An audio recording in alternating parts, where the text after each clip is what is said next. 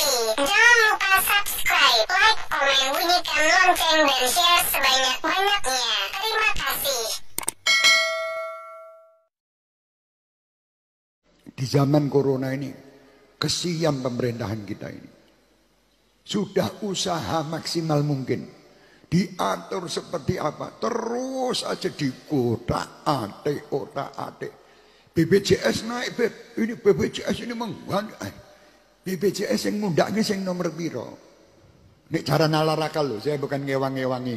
Ini nalar akal. BPJS yang kelas berapa toh yang naik? Kelas berapa naik? 1, 2 ya? Kelas 3 enggak ya? Kelas 3 yang gak wong kiri ya? Orang muda ya? Ya. Oh, berarti BPJS yang kelas 3 itu tempat orang miskin-miskin tidak naik. Tempatnya orang kaya-kaya naik. Ya wajar no. Orang sugih-sugih diundake wegah. Rumang sawake miskin terus. Lah kalau tidak mau ya jadi orang miskin baik kelas 3. Tidak mau masuk kelas 3, maunya masuk kelas 1 tapi tidak mau diundake. Jadi sing bengak-bengok kuwi sing sugih apa sing miskin? Sing sugih sakjane. Cuman make orang-orang miskin. Ayo, kowe ngamuk. BPJS kok diundake. Nek nalar loh, saya tidak tahu. Saya tadi tanya juga sama BPJS. Yang naik itu nomor berapa? Oh ini. Oh ya berarti wong sugih-sugih no sing ngamuk ini. Bukan yang miskin. Lah kok miskin ini ngamuk melu? Ya dibayar. Lah kalau misalnya contohnya BBM aja, ini sekarang nalar loh. Kalau saya tidak ngewangi-wangi, jauh-jauh mbok jak. Wah, saya wongnya pemerintah. Ora, ini cara nalar.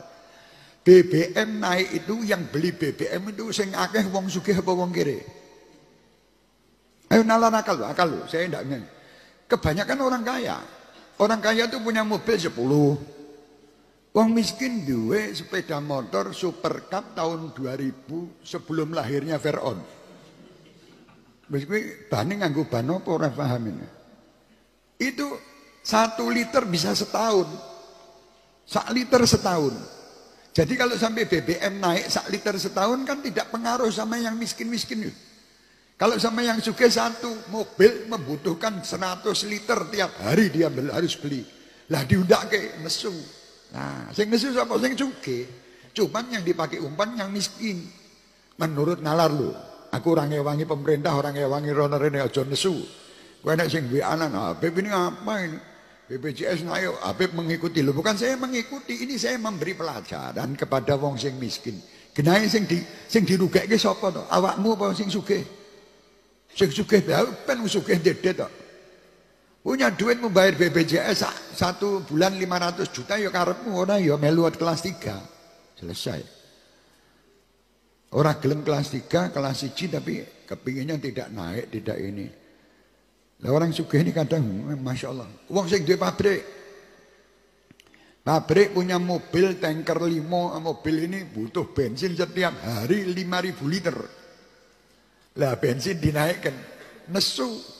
Padahal orang kere sehari tadi setahun 1 liter. Paling makan gon pengajiannya Habib sana. Lebih nanti bahan-bahan naik. Kita tidak pernah tergantung dengan bahan dan tidak pernah tergantung dengan dunia. Kita tergantung sama Allah. Maaf ngapunten nih. Waktu rokok naik dulu zaman saya ngerokok. Rokok naik, geger kabeh. Iki piye bisa tuku rokok mana? Ben karepe. Aku ya ora pernah urusan rokok muda karepmu ora muda karepmu, sing penting aku njaluk Gusti Allah. Saya minta sama Allah, ya Allah berhubung rokok naik, rezeki saya dinaikkan juga lah. Delalah ya naik rezeki saya. Setiap hari ada orang ngirimi rokok sak selop. Jadi murah tuh. Ndak bayar. Ya gua Habib tok, nggo sing liyane ya teko nggonku engko tak kei. Wong aku dibagaini karo Gusti Allah sak selop kan bagi karo awak-awakmu kok. Loh misalnya seperti itu gitu loh. Jadi orang itu kalau semua gondelannya sama Allah, syukur semua atas nikmatnya Allah, wis enak hidup itu. Tidak ada hidup susah bagi orang yang syukur. Siapa yang susah itu orang-orang yang tidak bersyukur. Wis duit-duit sak mono akeh.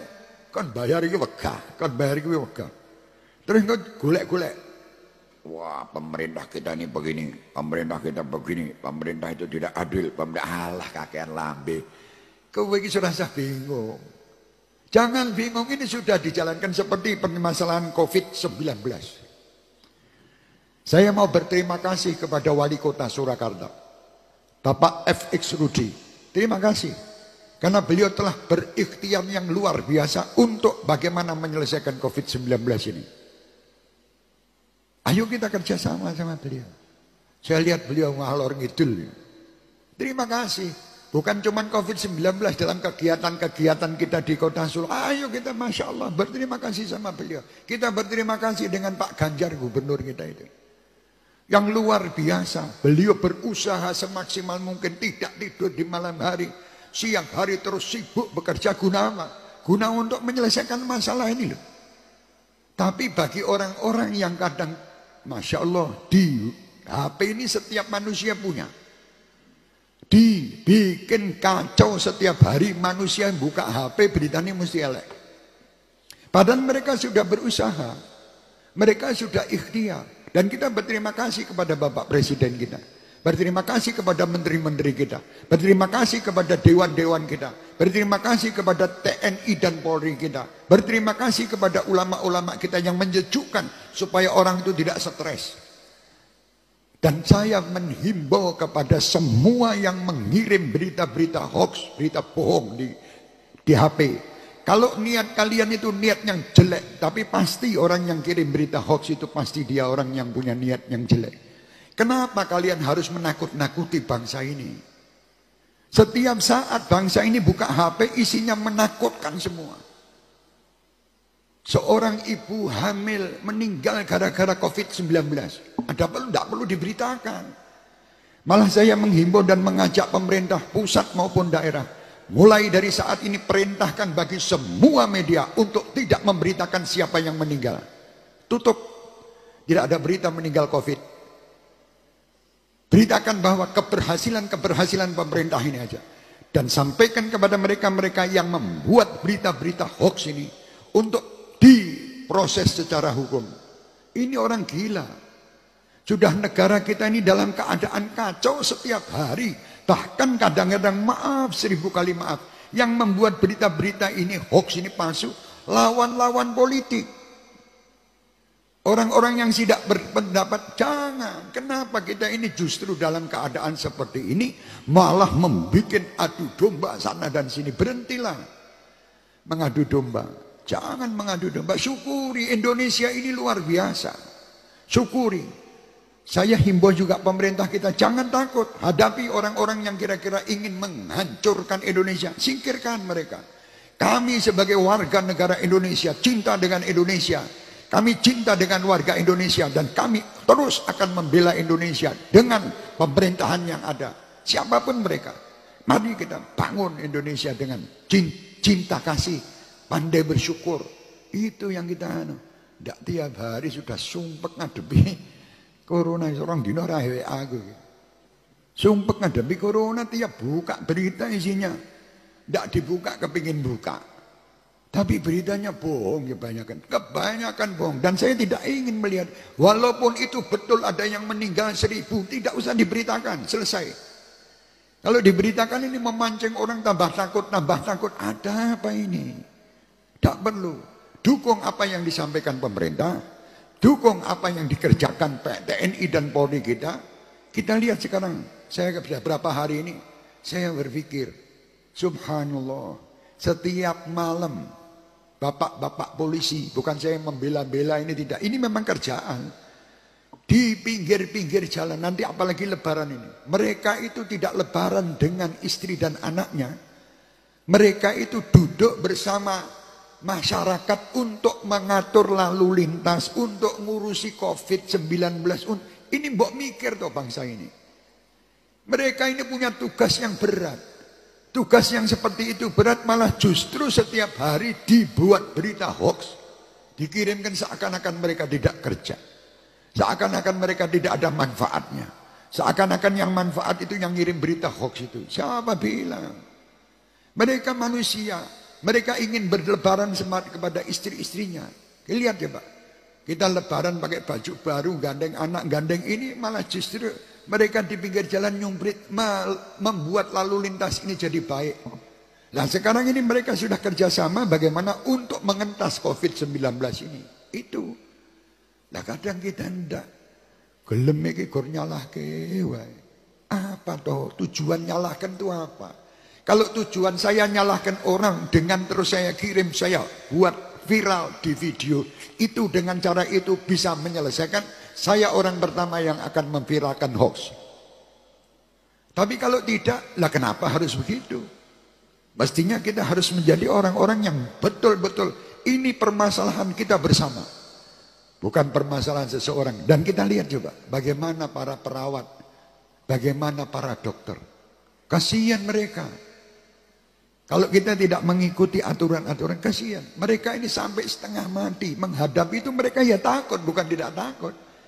Cuman karena ini tugas mereka berkorban. Orang-orang seperti itu, seandainya mereka meninggal, orang-orang seperti ini adalah orang-orang yang dinanti kalau dia taat kepada Allah dan Rasulnya, surga sebagai tempat mereka.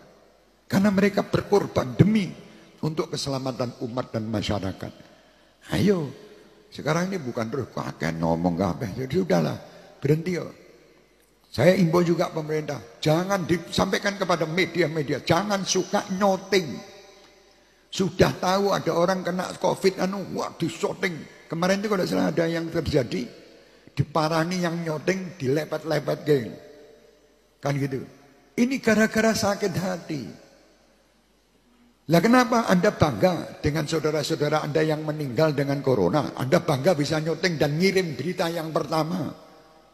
Kalau saya Anda, saya lebih baik syutingin acara ini loh. Syutingin, kiriman kemana-mana. Syutingin acara-acara di tempat orang-orang yang soleh-soleh itu.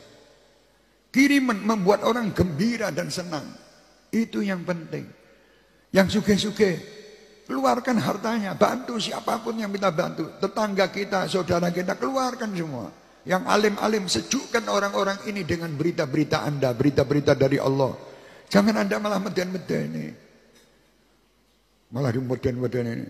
Corona ini adalah perintah dari neraka untuk datang ke Solo untuk ngeremuk wong-wong Solo. Lah ya apa kuwi iki mbok meneng wae to lambemu kuwi diatur sing apik. Corona datang ya memang betul mengingatkan kita, tapi bukan terus mengingat. Sebetulnya kalau kata Corona itu mengingatkan saya, bukan Anda.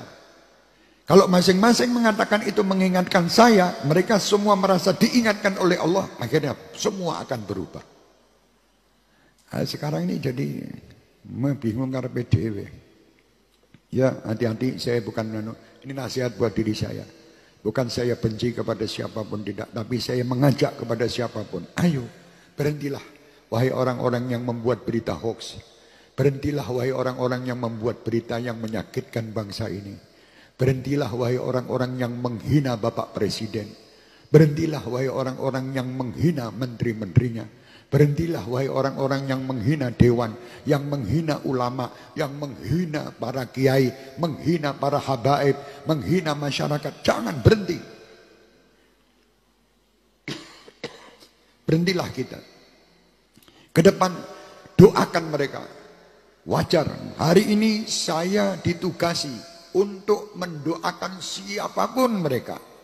Ya, kaum saudara-saudara kita sebangsa dan setanah air, doakan. Apalagi ulama-ulama kita, kiai-kiai kita, doakan. Pemimpin-pemimpin, doa itu kalau sampai meleset, Anda sudah dapat pahala. Gitu. Saya doakan orang tak dongakno selamat dunia akhirat lah, beb.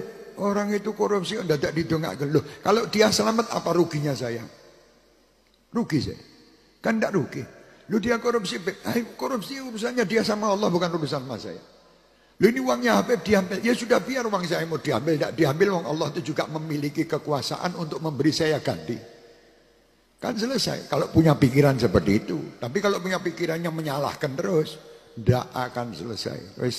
Permasalahan tidak akan selesai dengan saling menyalahkan. Permasalahan akan selesai dengan saling memaafkan dan saling bekerja sama untuk membangun kembali semua yang salah, hapus, tutup, dan yang akan datang kita harus bersama-sama bareng untuk menjadikan negeri ini baldatun thayyibatun wa rabbun ghafur.